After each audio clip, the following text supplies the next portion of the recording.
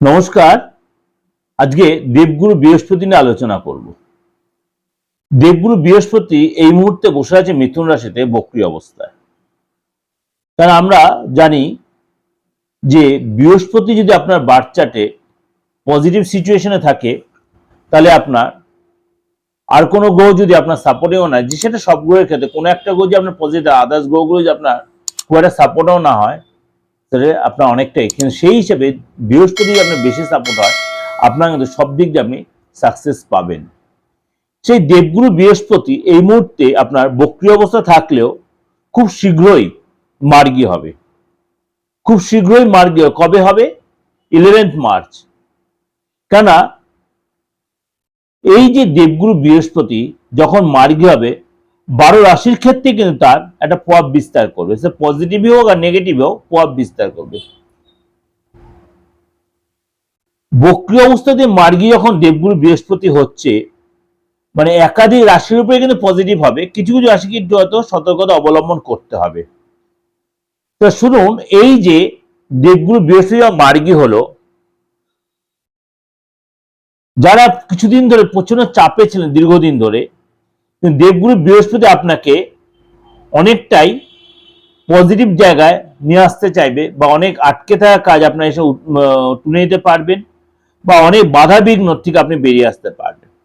সিংহ রাশি, সিংহ রাশির ক্ষেত্রেও কিন্তু আপনার ক্ষেত্রে এই মার্গী সিচুয়েশন আপনার যথেষ্ট ডেভেলপ দেবে। আর্থিক যেটা ডেভেলপ করবেন আপনি, আপনার দীর্ঘদিন ধরে অর্থ আটকে ছিল, ব্যবসা যেটা বসে গেছিল, ধিমে তালে চলছিল, আপনি সেই জায়গায় ডেভেলপ করতে পারবেন। এবং আপনি গুরুজনদের সাথে সুসম্পর্ক তৈরি হবে।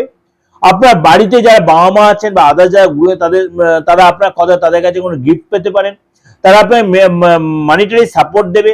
আপনি কোনো চাকরির চেষ্টাও যে কাজে যায় বসের সাপোর্ট পাবেন। আপনি টিচিং প্রফেশন আছে সেখানে সাপোর্ট পাবেন, বা পড়াশোনা করছেন, হায়ার স্টাডি করছেন, আপনি নর্মাল একাডেমিক কোয়ালিফিকেশনে আছেন, টিচারের সাপোর্ট পাবেন। যে টিচার আপনাকে ইগনোর করছে তাদের সাপোর্ট পাবেন, বা যেখানে করে আপনি থিসিস করছেন, রিসার্চ করছেন, সে আপনার যার আন্ডারে রয়েছেন আপনি তার সাপোর্ট পাবেন। অর্থাৎ সিংহ রাশি কিন্তু দীর্ঘদিন যে বাধা বিঘ্নের মধ্যে চলছিল, সেই বাধাটা আপনার অনেকটাই কাটে। আপনার মধ্যে আধ্যাত্মিক চেতনা বাড়বে। আপনি কোনো আশ্রমে যাবেন, গুরু আশ্রমে সময় কাটাবেন, দান ধ্যানে মন লাগবে, আপনার মধ্যে একটা চেঞ্জ আসবে। অর্থাৎ আপনার মধ্যে একটা পাওয়ার বাড়বে, ইনটিউশন পাওয়ার বাড়বে, কথাবার্তার মধ্যে মার্জিত ভাব আসবে। অর্থাৎ আপনার মধ্যে এই জিনিসটা কিন্তু আপনি যথেষ্ট রিয়ালাইজ করতে হবে, উপলব্ধি করতে পারবেন।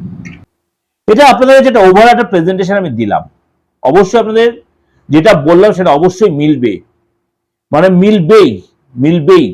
আপনার বাচ্চায় বিশেষ সিচুয়েশন যদি ডিস্টার্ব থাকে, সেটা একটু হয়তো এদিক ওদিক হতে পারে, কিন্তু অনেকটাই আপনার পজিটিভ দেবে, আপনার পজিটিভ ভাইব্রেশন দেবে। সুতরাং আপনি এই সময়টা অবশ্যই সেটাকে পজিটিভ ভাবে ইউজ করুন বা কাজে লাগান। আর যদি দেখছেন কোনো অন্যথা হচ্ছে, আপনার যাকে ভালো তার কাছে একটু নিজের হাতটা দেখান, ফেসটা রিড করুন, নিজের হরোস্কোপটা দেখান, দেখবেন আপনাকে কিছু প্রপার গাইড সে করে দিলে আপনি বৃহস্পতির মার্গী সিচুয়েশনের প্রভাবটা আপনি অনেকটাই পজিটিভ উপলব্ধি করতে পারবেন। আর যোগাযোগ করতে হলে পার্থনাজির সাথে অবশ্যই বুকিং এর ফোন করে 8910733259 9433960106। কেউ আমাকে হোয়াটসঅ্যাপ মেসেজ লিখছেন, দাদা আমার ডেট অফ বার্থ নেই, তাহলে কি আপনি কাছে বেনিফিট নিতে পারবেন? আমি ষষ্ঠ আপনাদের বলছি, ডেট অফ বার্থ থাকার দরকার নেই। আপনি আপনার হাতের ছবি আর মুখের ছবিটা পাঠাবেন, কিন্তু আমাকে বারবার একটা কথা বলছি, ফিজটা কিন্তু দিতে হবে। উইদাউট ফিজে আমার থেকে কোনো সার্ভিস পাবেন না। যেটা আমি আপনাদের কাছে ক্ষমা প্রার্থী, কিন্তু তাও বলছি, আমি প্রফেশনের মধ্যেই মনে করি, যদি আপনার ফ্রি সার্ভিস দিই আপনি সেটাকে গুরুত্ব দেবেন না।